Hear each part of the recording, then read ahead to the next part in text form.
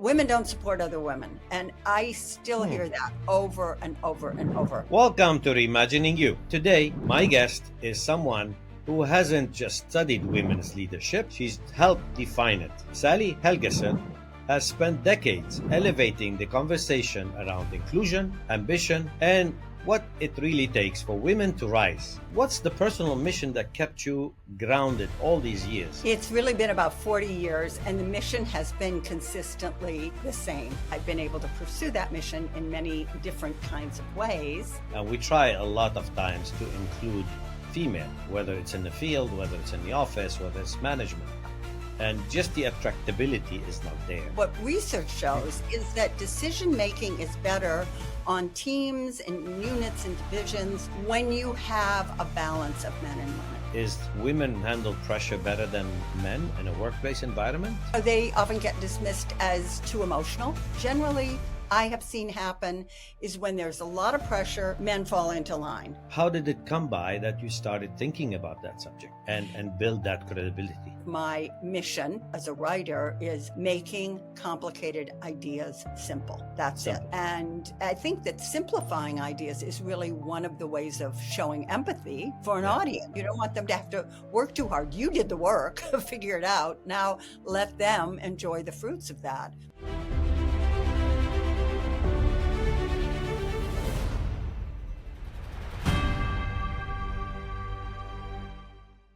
Welcome to Reimagining You, the podcast where we unpack personal brand, reinvention, and leadership with the people rewriting the rules. I'm your host, Dr. 𝗬𝗓, and today my guest is someone who hasn't just studied women's leadership, she's helped define it. Sally Helgesen has spent decades elevating the conversation around inclusion, ambition, and what it really takes for women to rise. From her groundbreaking book, 𝗵𝗵𝗲 to the global bestseller, How Women Rise with Dr. 𝗵𝗵𝗲, Sally has not only opened doors, she's shown women how to walk through them with purpose, presence, and power. So, Sally, welcome to the show. Thank you, Ellie. It's wonderful to be with you. The pleasure is ours. Before we start, Sally, I wanted to take a moment to go back to something pivotal. Somewhere late 2019, you were leading a 90-minute workshop on women's leadership, expecting a room full of women. But to your surprise, nearly about 70 or 73% of attendees were men. And you were intrigued. And when you asked why, the answer was powerful. I think one man said, "Please don't waste your time telling us why we need to get better at this. We get it. We understand. What we don't know is how to do it. We don't have a clue."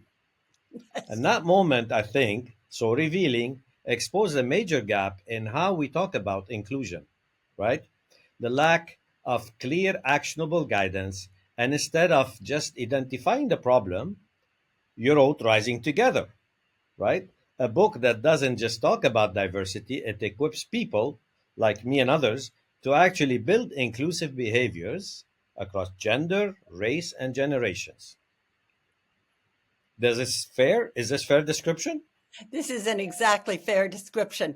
It was so fascinating because it was out at in Las Vegas, and it was called the Construction Super Conference. So there were a lot of men at this conference, and it was really interesting to me because I realized we were in new territory. I've been talking about doing programs on leadership seminars, et cetera, about women as leaders for, at that point, 30 years. And they were always asking me to build a business case. Well, what data do you have that show the organization is more profitable with, et cetera, like that. The business case was built by Catalyst at 𝗬𝗫 back in the early 90s. But they still that's what they were interested in. So it was fascinating to hear this man say, what we need to know is how.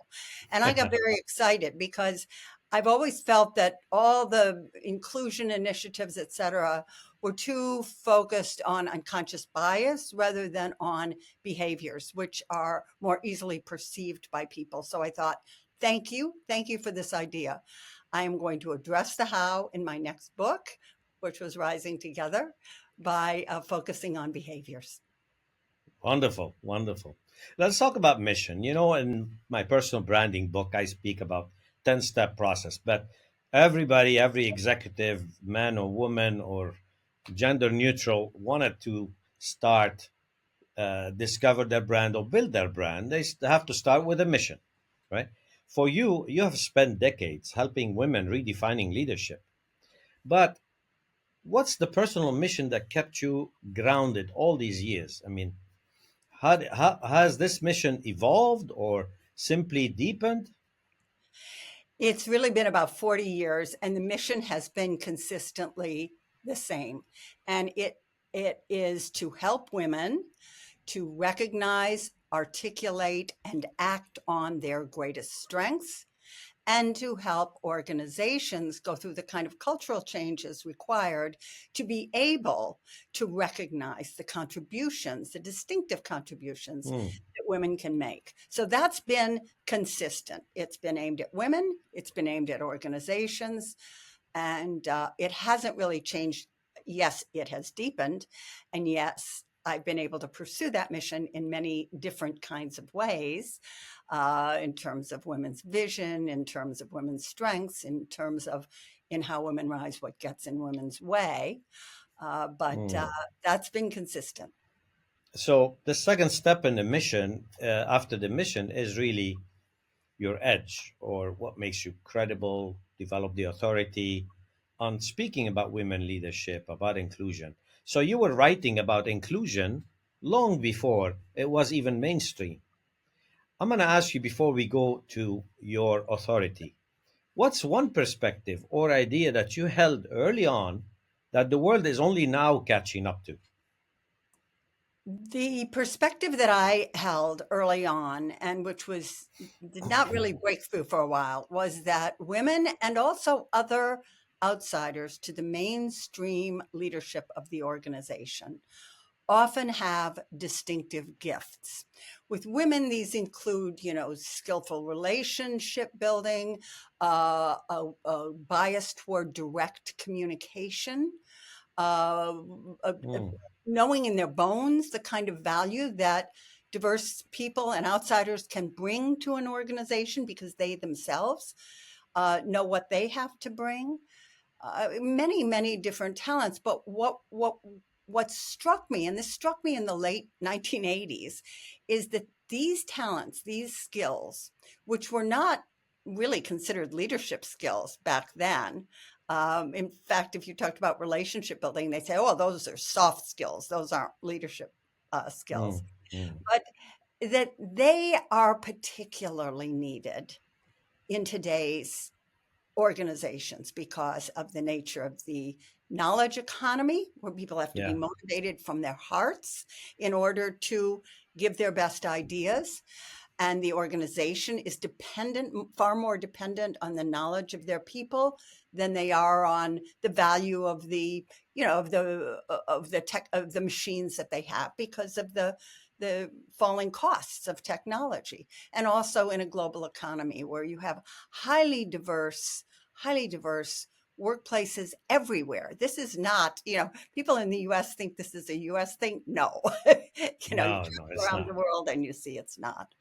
It's not. I worked in 4 continents, 12 different countries. You know, I come from an oil and gas background, right? Ah, I lived 27 years in all over the place. Um, and it's man dominant industry, right? And we try a lot of times to really get to include female in, whether it's in the field, whether it's in the office, whether it's management, and just the attractability is not there, yeah, right? So whatever you can try, there are still some industries that it's not there at attracting. However, I think the benefit is tremendous. And every Sunday, I meet with my friends over coffee. This is our Sunday ritual. And I was mentioning last Sunday that I was going to talk to you today. And we start debating, what's Sally's angle? What does she talk about? And we talked about the women leadership. And we start debating. And actually, we feel that there is a lot of value of having women, more empathy in the workplace. Maybe decision making is better decision making, maybe more logical process and thinking. What do you think the balance that women bring in? And I'm sure you've done a lot of research and studies around that. Well, I do think the decision making, what research shows is that decision making is better on teams and units and divisions when you have a balance of men and women. That Okay. the decision making, the pool of ideas that get thought about and the considerations that are made are much broader. So you make better decisions. Surprisingly, it also finds that teams are more harmonious when they have a better balance between men and women. So there are lots of advantages. It's amusing you bring that up about, for me, about the oil and gas field, because I'm very familiar with it. I've spent a lot of time working in it. And in fact, my first book, which had nothing to do with women, this is over 40 years ago, maybe Okay. almost 50, was about independent oil producers in the U.S., Texas specifically, and their Okay. efforts to go international. The contracts they held off the Sinai Peninsula. It was just a fascinating world, and they gave me tremendous access to it. And but there were no women then. This was in the mid-late 70s. There were no Yeah. women in it at all. So it gave me my background in business and organizations and got me really fascinated on that topic. But it was an unusual first book for someone who then made their name within women's leadership. Okay. Interesting.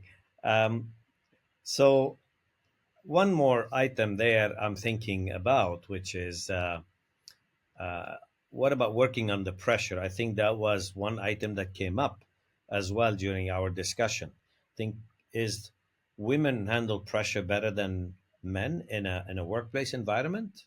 I think they can at times.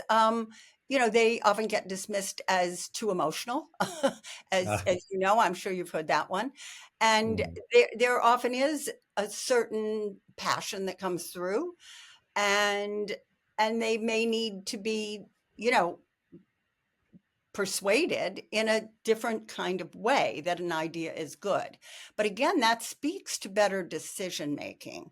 mm, And I think the feeling of under pressure, what generally I have seen happen is when there's a lot of pressure, men fall into line and go along with whoever the top dog is. That's just a way of not only taking the pressure off, but mm. having plausible deniability afterwards. Well, he made the decision, he's the boss.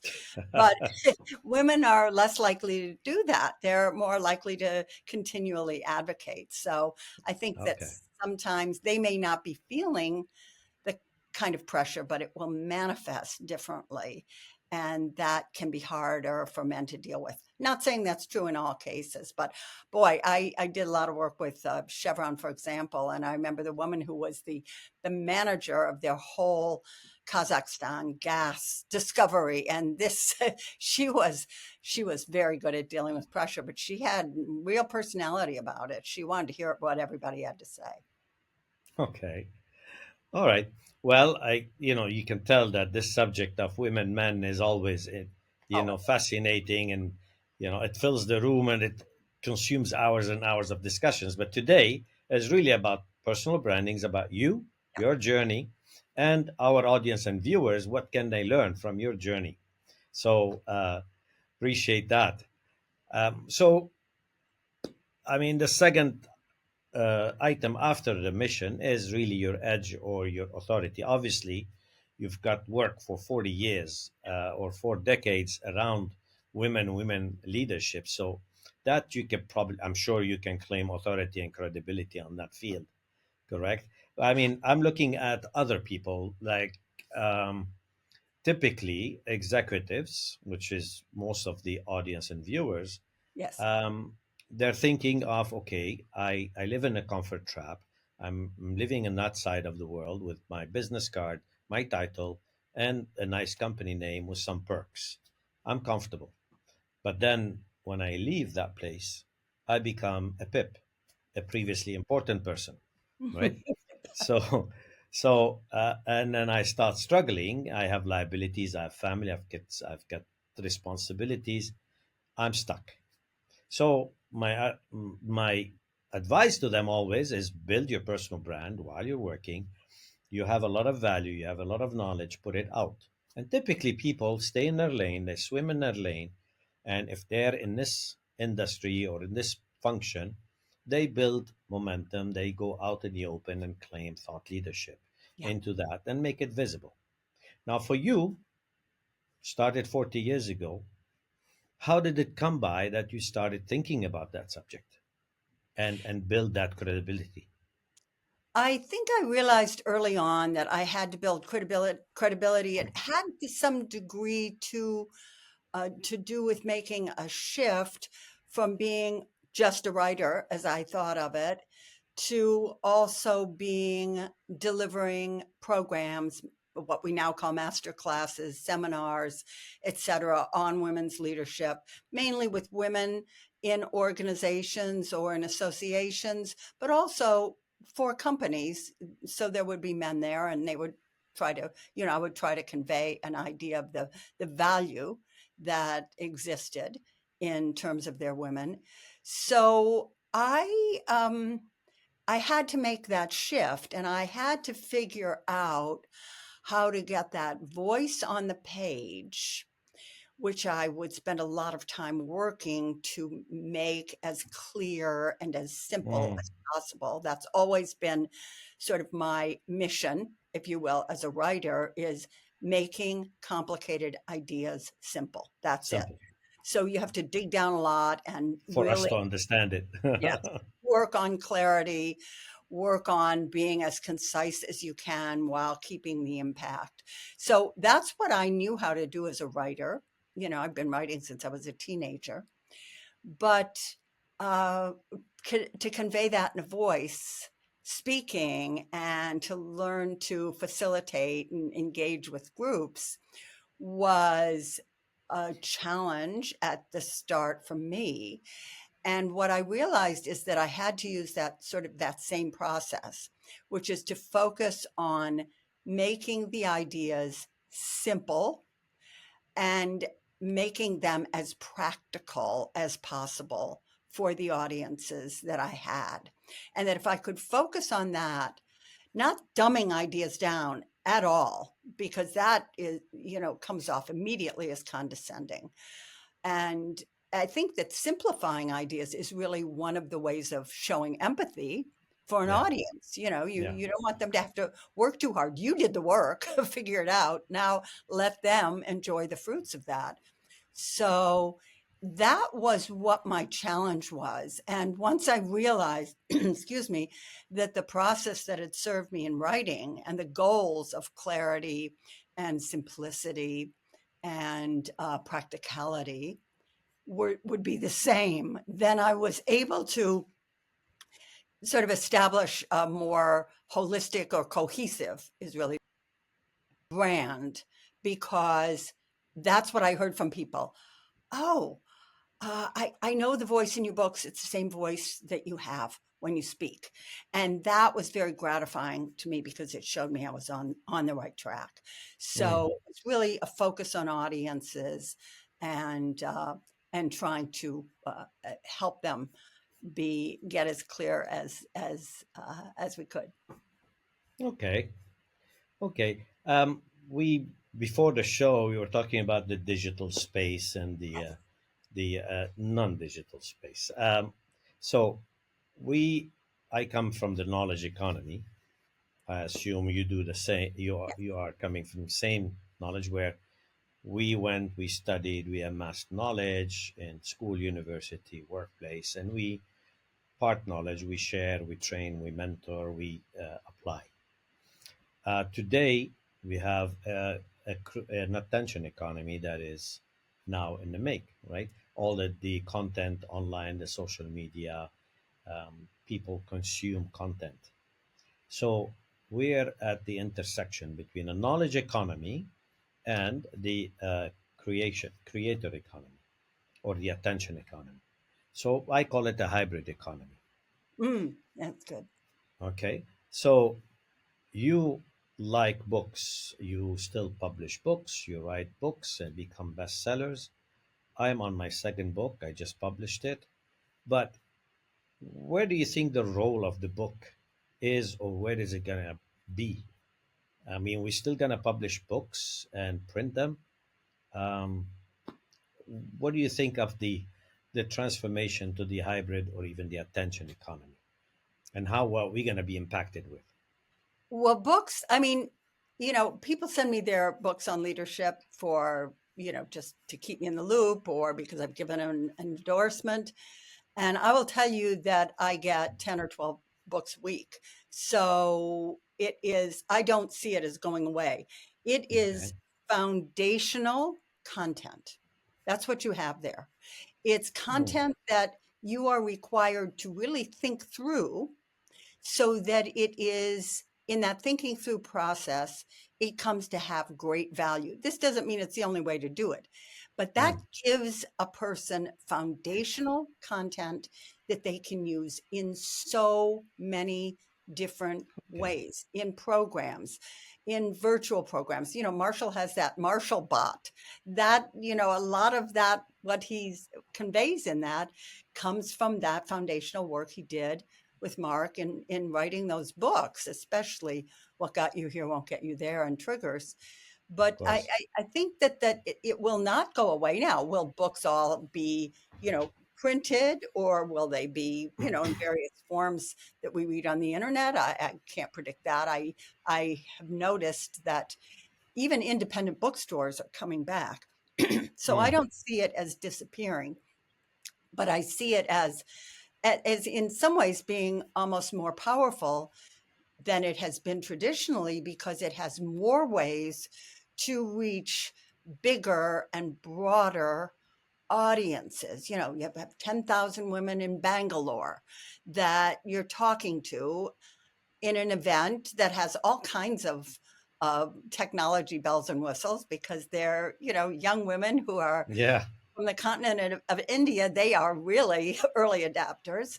But what you're sharing ultimately comes down to what you have processed and refined and Hmm. developed by writing a book. Okay.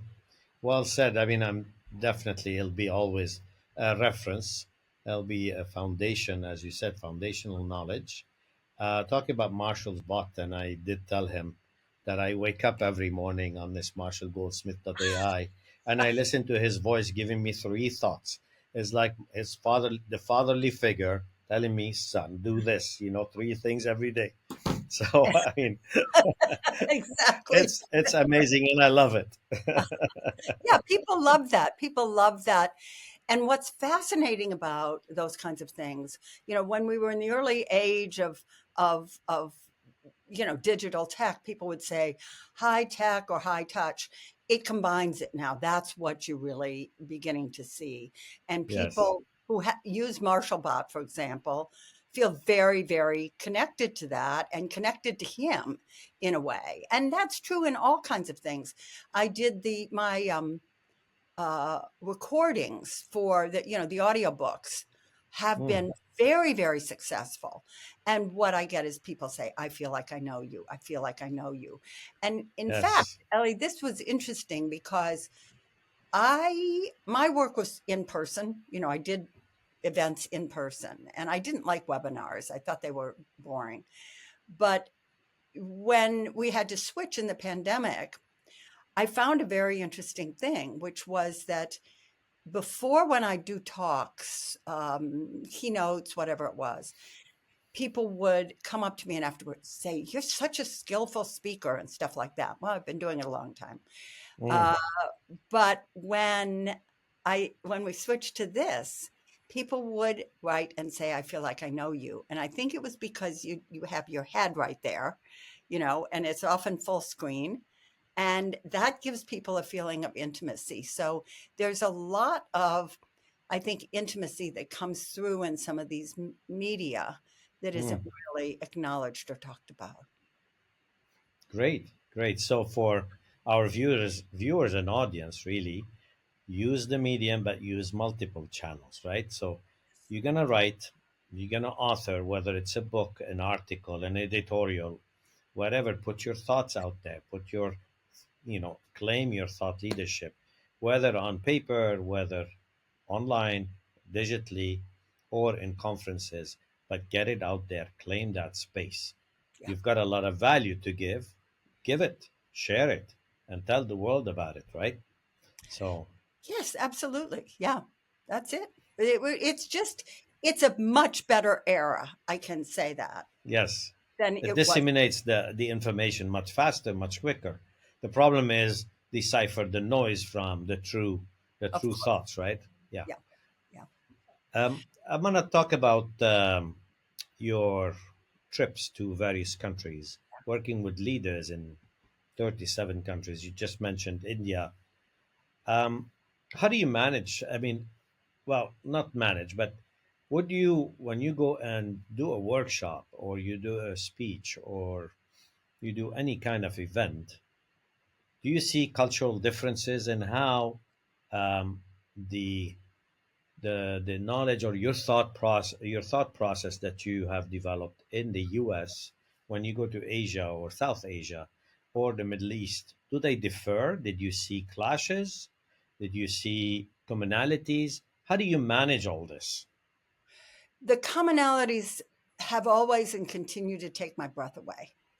When we wrote How Women Rise, my concern was that it would be perceived of as behaviors, it's about behaviors that get most likely to get in the way of successful women, that it would be perceived of as behaviors most likely to get in the way of successful American women, even though I had drawn examples from around the world from programs that I'd done. Mm. But for example, when I did the launch for the Japanese edition, I went over there and spent a week in Japan doing programs. And the most common response I got was this: we thought only Japanese women had these behaviors. We didn't know other women did. I have had a variation on that.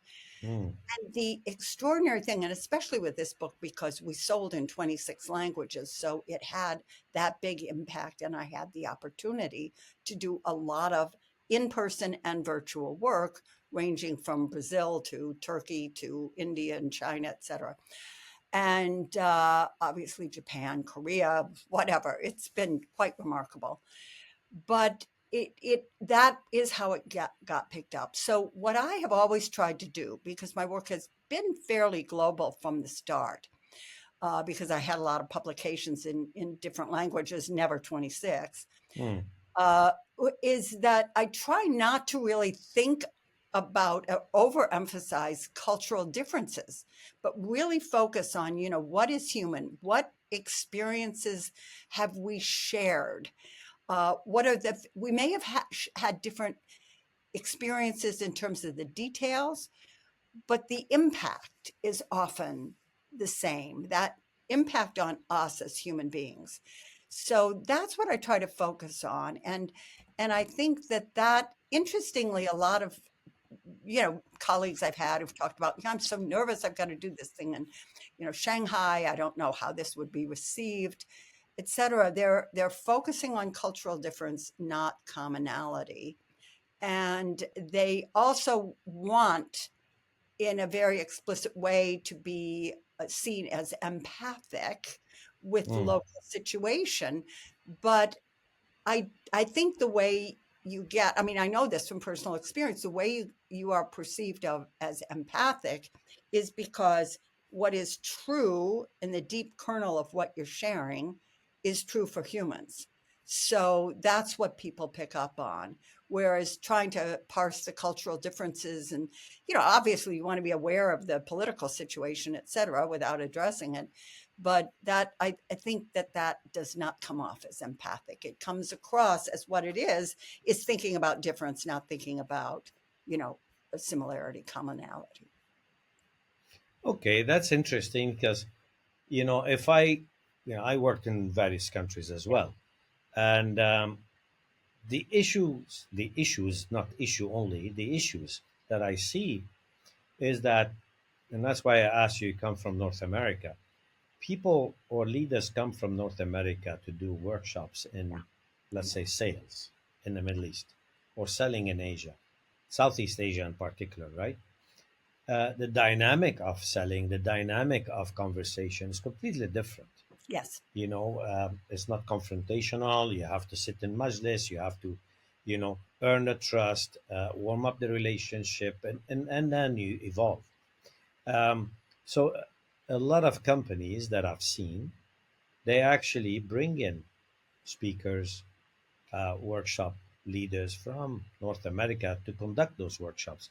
Yet, maybe to find out there's a lot of nuances that the Yeah. person who's coming from overseas does not really appreciate that or have not had the time to study. Obviously, this is not your case. You worked in 37 countries, and you just mentioned there's a lot of commonalities around women, right? But in terms of sales, even in terms of decision making, I mean, I quote my friend Erin Mayer, where she did the cultural map, right? With all Yes. the seven different dimensions, and every nationality have a different approach to all these different dimensions. Unless you really understand, and I give always the question: if a British person says this is interesting, what does it mean to you as a different national than the UK? Yeah. If you're from Southeast Asia, what does it mean? If you're from Germany, what does it mean? If you're from the US, what does it mean? Is he interested? Did he discount the idea? What does he mean or she means, right? So these nuances, unless you really experience those and understand and appreciate this, you cannot relate to the other countries. That's really why my question is in terms of countries and cultures.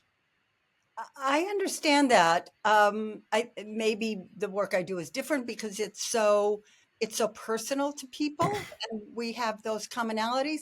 But I think Mm, in terms of the cultural differences, the key and fundamental value there has got to be respect. And mm, because of a lot of cultural factors, Americans often abroad do not come off as respectful. They just don't. I mean, I traveled a lot, and I see it. So that's what makes the difference. Is not we don't have to know all the difference. We don't have to go in there with a. I mean, her map is fantastic, but we don't have to go in there.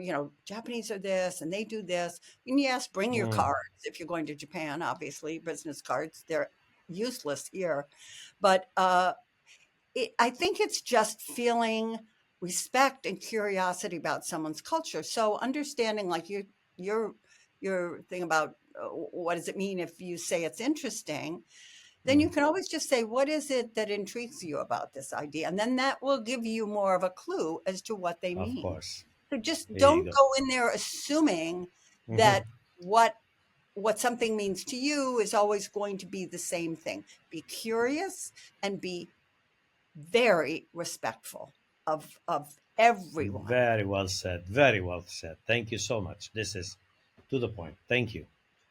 Thank you. Yes. Let's talk about content, right? And obviously, you've got a lot of Yes. wealth of knowledge and information in these books, and also with you, and you're happily passing it on through your trips, your workshops. But there must be an idea that you've repeated for years that people still resist hearing. What could it be? I think the idea that I've been repeating for years that people still resist hearing is the notion that women and other, outsiders to the leadership mainstream have a lot to bring, particularly given the nature of a global, interconnected, technology rich, and knowledge centric economy. Hmm. And I don't think that idea has gotten the traction that I've been trying to bring to it for many, many, many decades. That there's this confluence, this fortunate confluence between relationship building, direct communication, bringing your whole self to work. There's a confluence between that and what people who have been, who've had to struggle to get into leadership positions and who've kind of seen, ways it's been done very traditionally that they perhaps don't think are that great. So I think that insight, there's one other thing though, that I've been fighting against a long time, although it was to some degree somewhat true back 40 years ago, which is that women don't support other women. And I still hear that over and over and over. Wow. I do not find it to be true. I don't find men terribly supportive of one another if they're outside their networks. And it's just a kind of myth out there that women do not support other women. And I hear it a lot, and I always try to push back against it. Not my experience. Okay. Good observation. So you think they are really supportive? Yes, I do. I do. And what the research shows is that the more women there are in an organization, on a team, in a field, the more supportive they are, which makes sense. There's less of a feeling of scarcity, that only one is going to be chosen. Okay. Interesting. Thanks for the insight. So we talked about mission, we talked about credibility, we talked about tone of voice, how to go to the open. Obviously, is it digital? Is it content on paper in conferences? We talked about the culture and going out and sensitivity to cultures, adaptability, understanding the culture, and curiosity, genuine curiosity, and most importantly, respect of the cultures. Now, taking it one notch down in that process, we're going to talk about taking the stand, presenting, taking the stage, owning the room. I mean, we've done it millions of times. But for our audience and viewers, maybe this is their first time or they get those stage fright. What's your reset button before you take the stage? And how do you stay calm?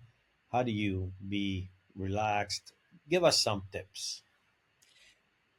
First of all, I focus on my breathing beforehand, because that's and Marshall does this too. You have to breathe, you have to smile, you have to do that at the very start. That will relax and calm you, and it will engage you.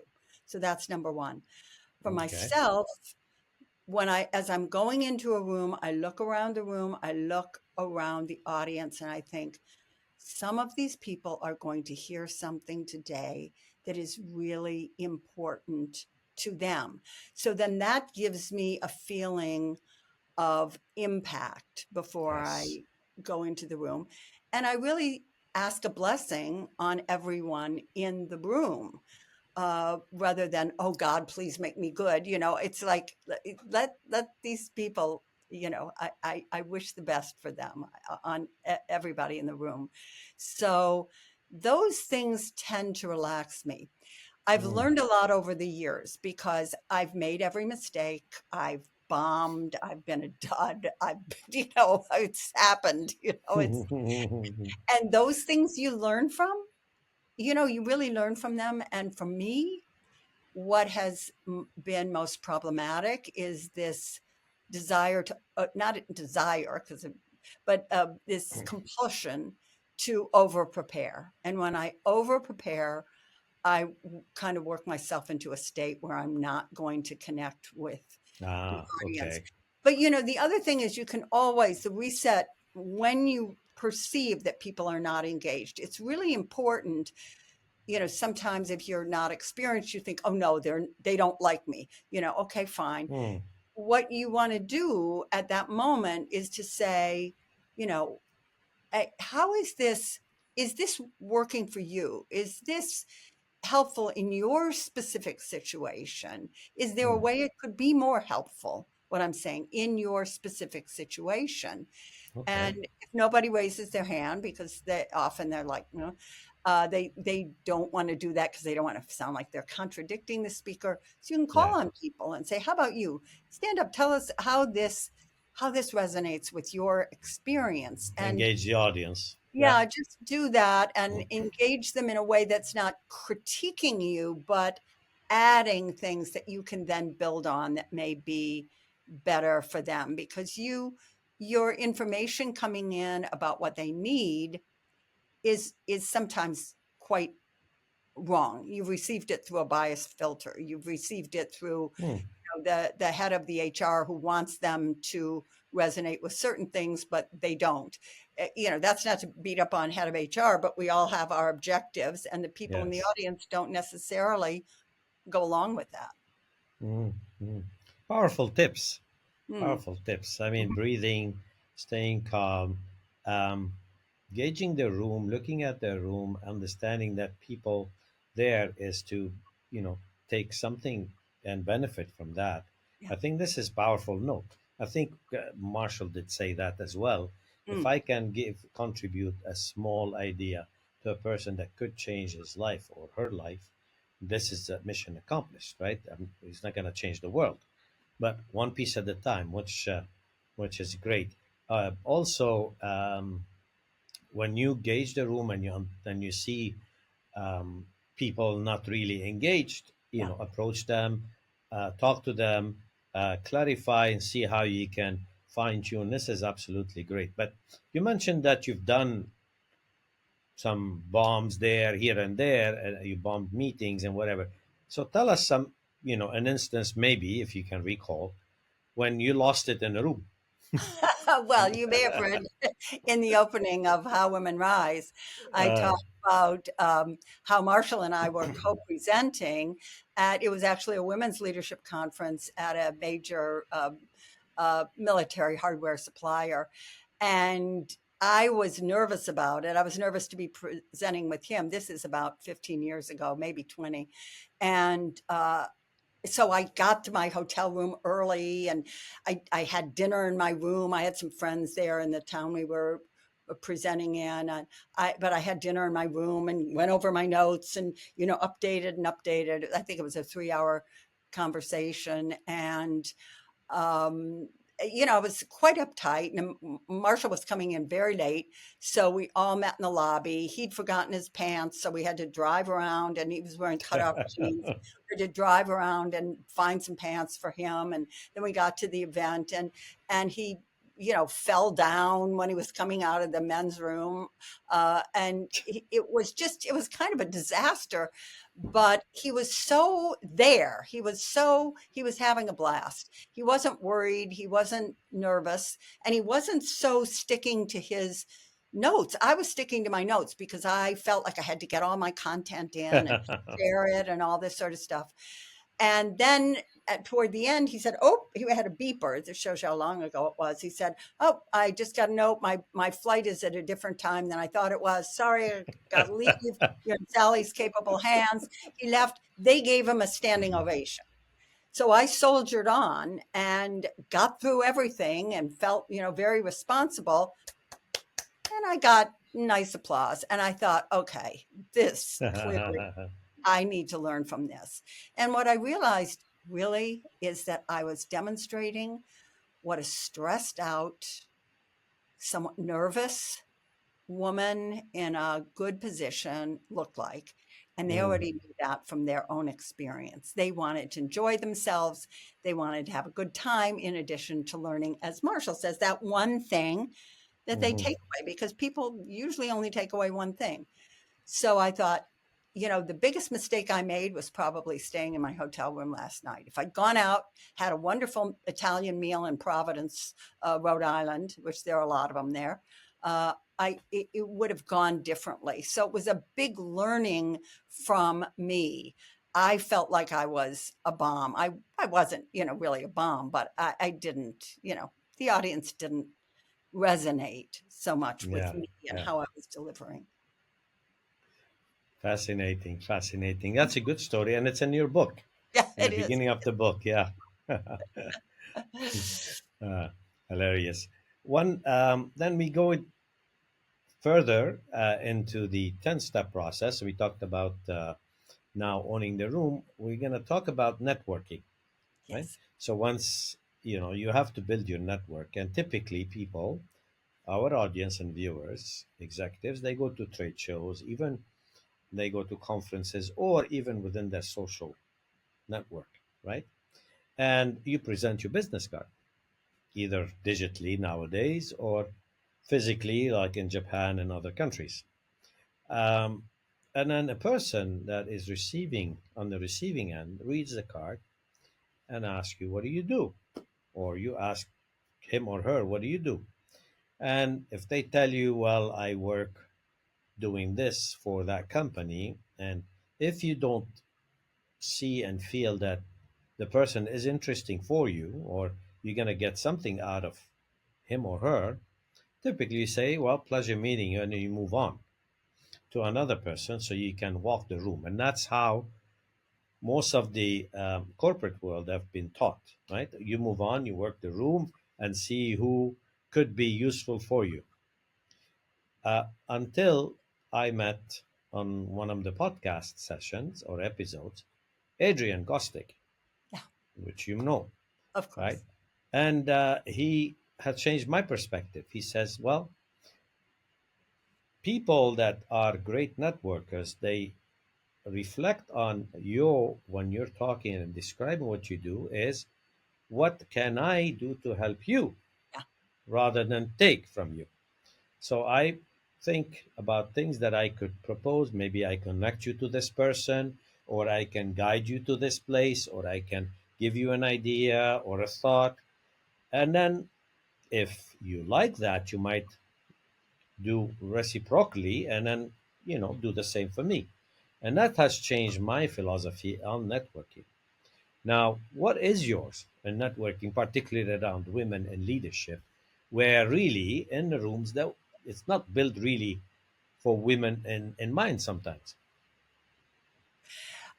Two things. First of all, one of my core beliefs is that everybody is interesting.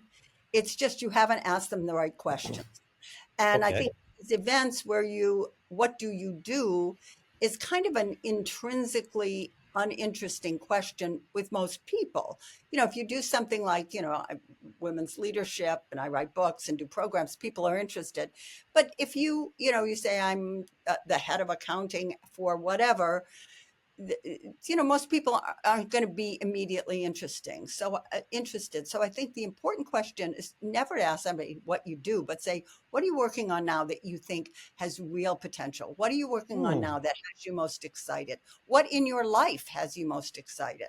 So that you're hitting them on kind of an emotional level with a question that's not just related to the title that they have with their organization. So I think that sort of intrinsically sets up the situation to Hmm. not be for you to think that people are not interesting who actually are interesting, and you don't know what a future path could be. So that's number one. But I Hmm. think the other thing is that I just go to some of these events and I see everybody is sort of pressured to feel like I've got to make a connection that's going to help me. Yes. So this is not contra Adrian, because I think the what can I do to help you is a great question. And it's a particularly good question if you've asked the person, what are you doing now that excites you? As opposed to what do you do? Hmm. So, but what I I think love that. yeah, exactly. But I Hmm. think that the other thing is I go to those things to enjoy myself, and I want to enjoy myself, and I want to laugh, and I want to have fun. And I find that attracts people. It attracts people because they see, everybody's dutifully, I do this, I do that. Oh, well, did you know so and so? He worked at your company 40 years ago. Okay, fine. But if you're going there thinking, I want to have fun, I want to have a few laughs, I want to have a conversation that's, you know, interesting and amusing, that's how you get to know people. That's how you attract people. So that's my philosophy, and it's also the philosophy of me as an impatient person who doesn't like being in a lot of dull conversations. Hmm. Okay, but very valuable. Thank you. Um, and so you've created this network, and you obviously start leveraging this network by by connecting with trusted people that they're probably with the same like-minded people, same wavelength, and then you group them into categories where I can, these people I can relate to, I can network with, I can maybe ask them a few things like I did. I watched your episode with 𝗵𝗵𝗲, a great Oh, lady. yeah. By the way, I'm going to say on air, thank you, 𝗵𝗵, for introducing me to Sally. Thank you, And CB, for introducing me to Ellie. she's a great networker and she's a giver, right? And with these connections, we get to meet together and we get to have this lovely conversation and share that with the rest of the audience, right? How wonderful this network, valuable network that we have created, right? So How wonderful it is. And, it's such a source of strength and support to have a good colleague network. And this is what, especially today, jobs can be uncertain. Things don't necessarily last forever. And so the necessity of building your brand and keeping a good network of, personal network, a tactical network that helps you do your work, a strategic network that helps you think about what's next, and being part of that for other people, being generous about it, as someone like CB and Marshall are, yeah, of always course. looking to introduce you to other people. And it's one of the, it's not only helpful, it's extremely gratifying. You always have Absolutely. people to run things by. Absolutely. Absolutely.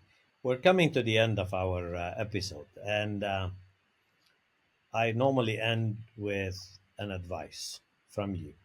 And Uh-huh. here we're going to focus a little bit on advice to women. All right.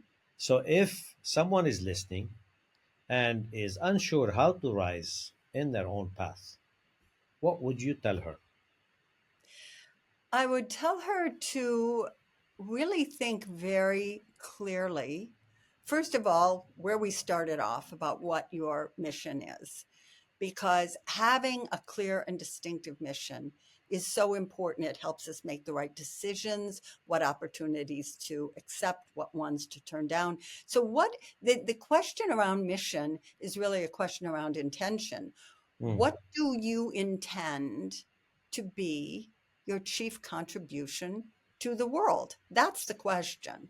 And nice. when you can articulate that and get comfortable articulating that, so it's really specific, not like I seek to be an agent of transformation. That's so unspecific. No one knows what it means. And, you'd feel embarrassed to say that to your best friend or something. I mean, it's not the way we talk in the world. But it once you have that, and then you think, what skills do I have that can help me do this? What are the skills? And then how can I talk about those skills? How can I create opportunities? How can I do it in a way that intrigues people and makes them feel like, that could be very interesting for what I'm Mm, doing, that kind of thing, so that you can kind of build things with them and invest in your network. And don't feel, I think one thing women have gotten very hung up on the idea that you need sponsors in order to succeed. They are hard to find. It's not just you. There are fewer sponsors mhm. than there are people seeking sponsors. So think in terms of your peer and your colleague network, if that's what's available to you, and then work with them in a way that where you're both leveraging that network. Perfect advice. Thank you. All right. Thank you. Sally, thank you. Thank you so much. And thank you for bringing not just your wisdom, but your presence. And you spent your career helping others rise, Yes. but not giving them, I think, ladders, but by showing them what already is within reach, right? And in doing so, I think you redefine what leadership can look and feel like. So, to everyone listening, if there is one thing to take from this conversation, it's this: your voice matters, Your story is not too late. And your rise doesn't need permission.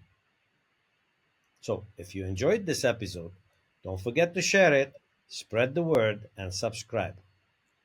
Catch a new guest and a new story every Thursday at 5 p.m. Dubai time, right here on Reimagining You. Until next time, keep rising. Thank you.